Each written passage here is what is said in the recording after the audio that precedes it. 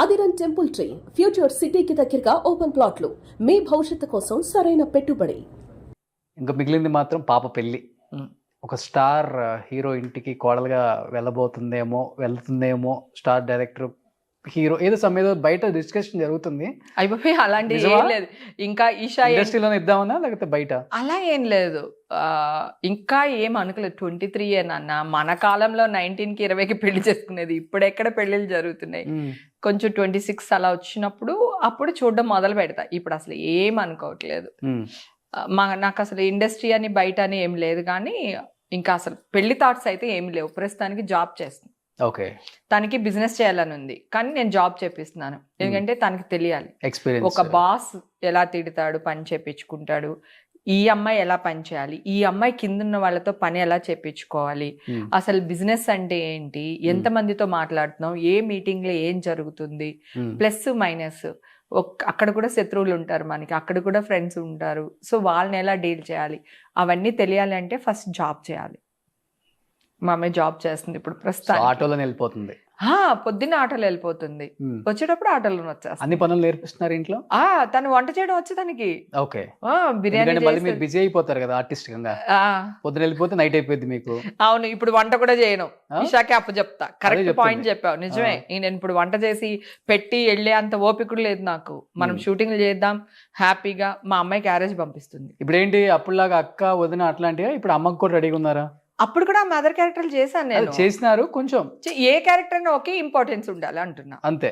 ఇదివరకు కూడా నేను దెబ్బలాడేదాన్ని. ఎవరైనా బ్రహ్మానందం వైఫ్ అని రాస్తే ఊరుకునేదాన్ని కాదు. బ్రహ్మానందం వైఫ్ ఏంటి, నా క్యారెక్టర్ ఒక పేరు లేదా, పేరు పెట్టండి, పేరు రాయండి డైలాగ్ లో. జనరల్ గా ఏం రాస్తారంటే స్క్రిప్ట్ రాసేటప్పుడు కూడా రైటర్స్ అప్పుడు అంటే వాళ్ళకి హేమ చేస్తుందని తెలియదు రైటర్లు. మామూలుగా బ్రహ్మానందం గారికి అయితే అని రాసేస్తారు కదా, Brahmanandam wife, MS Narayana wife. నాకే కాదు ఎవరికైనా అలాగే రాసేవాళ్ళు. తర్వాత మార్పిచ్చా. ఆ వైఫ్ క్యారెక్టర్ ఒక పేరు ఉంటుంది. అది హేమ అవ్వచ్చు, సుబ్బలక్ష్మి అవ్వచ్చు, ఏదైనా అవ్వచ్చు, అది రాయండి అనేదాన్ని. కానీ ఇప్పుడు ఆ నవ్వులాటగా కాకుండా సీరియస్ గా కూడా బాగా చేస్తారు మీరు. తల్లి రోల్స్ లో కూడా ఎమోషనల్ అదే చెప్పబోతున్నా. చాలా చాలా సినిమాలు చేశాను. అన్నయ్య సినిమాలో నేను సౌందర్యకి మదరు. మా ఆయన సారా తాగొచ్చి నన్ను కొట్టేస్తాడు. అవునవును. ఒక సీను చాలా ఈడ్చుకెళ్ళిపోతాడు జుట్టు అంతా పట్టుకొని, అట్లాంటి సీన్లు చేశాను. తర్వాత కొన్ని క్యారెక్టర్స్ అడుక్కునే క్యారెక్టర్లు చేశాను, చెప్పులు కుట్టుకునే క్యారెక్టర్లు చేశాను. విలన్గా చేయలేదు, వ్యాంప్ చేయలేదు. ఈ రెండు తప్ప ఆల్మోస్ట్ అన్ని క్యారెక్టర్లు చేశాను. కామెడీయే కాదు, చాలా సీరియస్ క్యారెక్టర్స్ చేశాను నేను. బట్ మళ్ళీ ఇండస్ట్రీ మిమ్మల్ని పిలవాలి, గుర్తించాలి. డెఫినెట్. మళ్ళీ ఇప్పుడున్న డైరెక్టర్స్ కూడా హేమ గారు మళ్ళీ వస్తున్నారు ఇండస్ట్రీకి, డెఫినెట్ గా మనం మంచి క్యారెక్టర్స్ చేపించవచ్చు. ఎందుకంటే కొన్ని వందల సినిమాలలో డిఫరెంట్ రోల్స్ లో చూసాం మిమ్మల్ని. అవును. ఒక్కసారిగా వీళ్ళందరూ ఖాళీగా ఉంటున్నారు, లేకపోతే సినిమా ఆఫర్స్ రావట్లేదు. దీనివల్ల కొంత డిప్రెషన్ కూడా ఉంటుంది మనిషికి.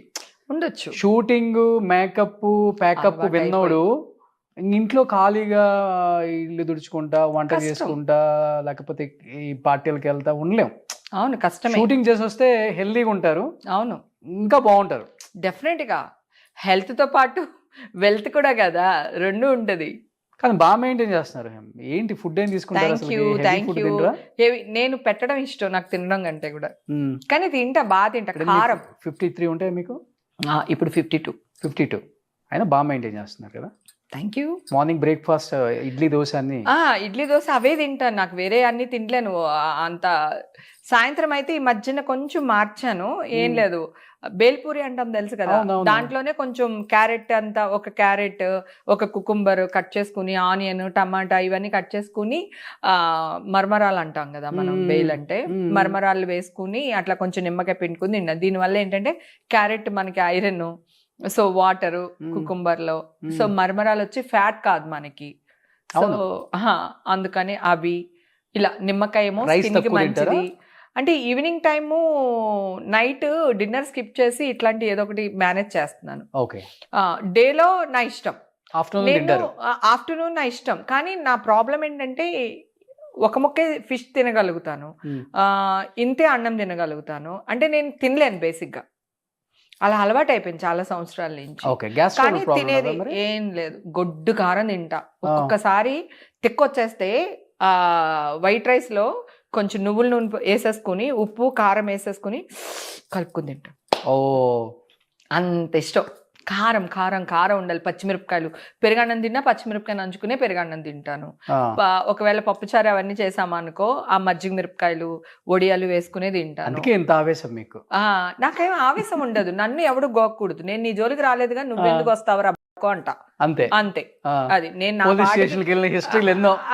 ఎందుకు వెళ్తాను? నువ్వు నన్ను ఏదోటి అంటే నేను వెళ్ళి కంప్లైంట్ ఇస్తాను.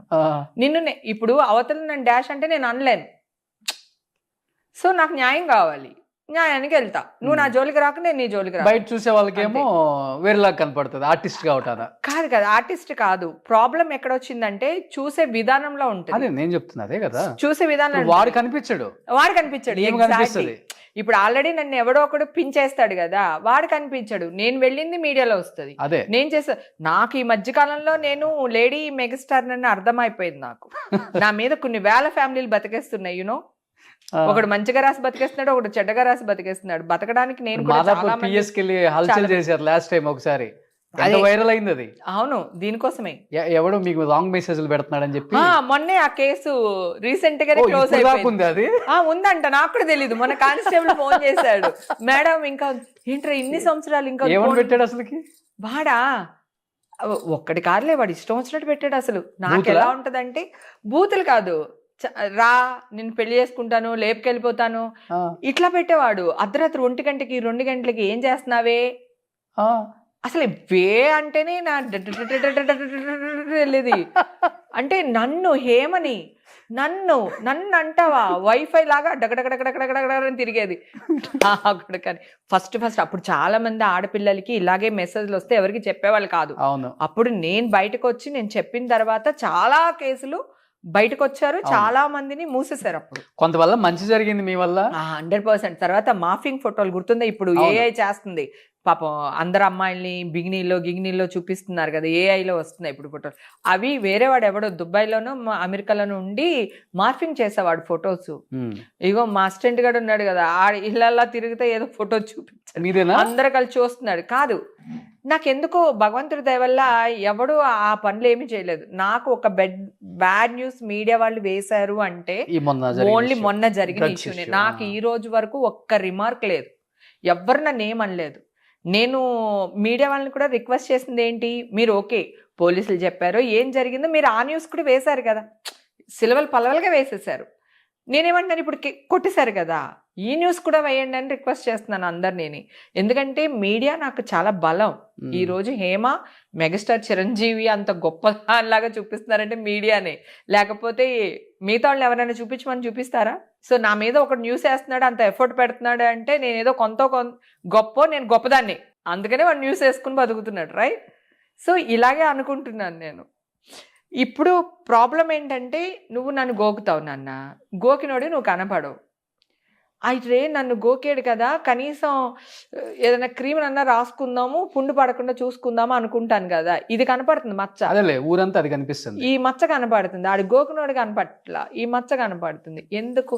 నేను ఇండస్ట్రీకి దూరంగా ఉన్నా 4 years, మీడియాకి దూరంగా ఉన్నా. నువ్వు ఎన్నోసార్లు ఇంటర్వ్యూ అడిగావు, నీకు చెప్పాను వద్దు నాన్న నేను మీడియాకి దూరంగా ఉంటున్నాను, నాకు వద్దు. ఆఫ్టర్ మా ఎలక్షన్ నేను దూరంగా ఉన్నాను. కానీ ఎంత అన్యాయంగా ఒక ఆడపిల్లని ఇంత బద్నాం చేస్తారని అనుకోలేదు. ఏం జరిగినా నేను ఒక విక్టిమ్ని, ఒకవేళ అలా ఉంటే కూడా విక్టిమ్ని రోడ్డు మీద పాడేసి, వాళ్ళ ఫ్యామిలీని రోడ్డు మీద పాడేసి అలా ఉండకూడదు. సరే, కొత్త సంవత్సరంలో దేవుడు మనకి మామూలుగా ఇవ్వలేదు, కొట్టేసరి కేసు.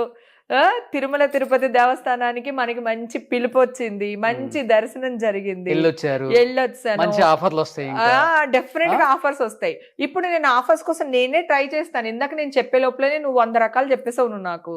నేను అందరి కోసం, ఇది వరకు నా కోసం నేను యాక్ట్ చేసుకున్నాను, నాకు పేరు రావాలి, నేను యాక్ట్ చేయాలి, నాకు డబ్బు రావాలి అని. ఇప్పుడు నేను యాక్ట్ చేయాలనుకున్నది నన్ను ఇష్టపడే జనాల కోసం. నేను ఫ్యాన్స్ అని చెప్పలేను. నేను వాళ్ళ ఇంట్లో ఒక అమ్మాయిని, వాళ్ళకి అక్కని, చెల్లిని, కూతుర్ని, మనవరాల్ని. సో వాళ్ళందరూ నన్ను కోరుకుంటున్నారు, నువ్వు యాక్ట్ చేయాలి అనేసి. ఆ పాజిటివ్ వాయిస్ వింటున్నాను కదా, నేను ఇప్పుడు వాళ్ళ కోసం చేయాలనుకుంటున్నాను. చేయండి.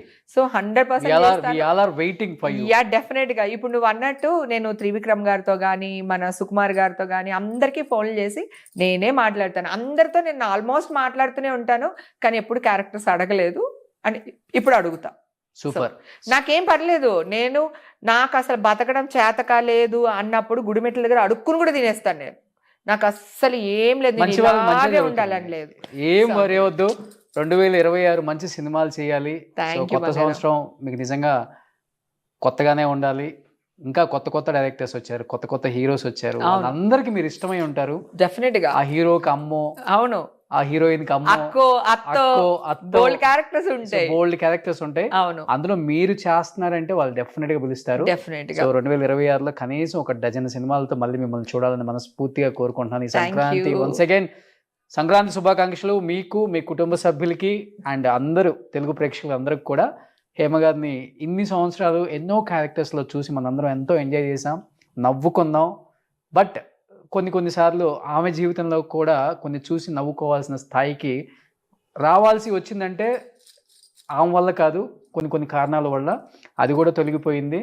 మంచిగా మళ్ళీ హేమ గారిని బిగ్ స్క్రీన్ మీద ఒక మంచి యాక్ట్రెస్గా మనందరం చూసి ఆమెను సపోర్ట్ చేద్దాం. అండ్ ఇండస్ట్రీ కూడా సపోర్ట్ చేయండి.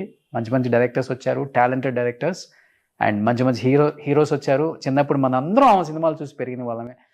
ఈ స్టార్ హీరో పక్కన ఏమో లేదు అంటే అతిశయోక్తి కాదు. అలాంటి సినిమాలు చేశారు. అలాంటి హేమ గారిని ఎంకరేజ్ చేసే బాధ్యత మళ్ళీ మన ఇండస్ట్రీది, మన డైరెక్టర్స్ది, మన హీరోస్ది.